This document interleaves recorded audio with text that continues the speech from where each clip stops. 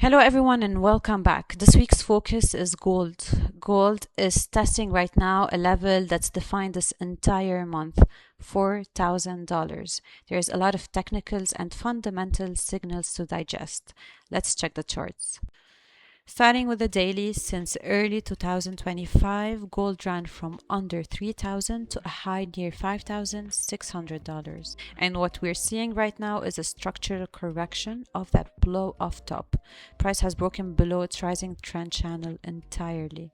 The next shelf of support underneath 4,000 sits down at $3,800.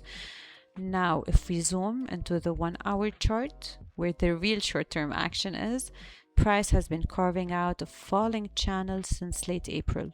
We have lower highs, lower lows, every rally capped by the descending trend line, and that trend line is very important to watch. Now, 4,000 is the real battleground. We did trade below it briefly, but it did not hold for long.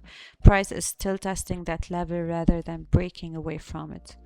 Now, on the 1 hour chart, we can check RSI is bouncing back from oversold territory, which tells us the selling pressure is easing off for now. So here's the setup. As long as 4,000 holds, we could see a side range play back up toward $4,250. That's the upper boundary of the broader downtrend. So we need to watch closely how prices react there. A rejection keeps us in the bear structure. A clean breakthrough opens up more room to the upside, but a confirmed daily close below 4,000 changes the story completely. That opens the door toward 3,800, and at that point this stops being a correction and starts looking like trend reversal. Watch that 4,000 level. It's doing all the talking right now.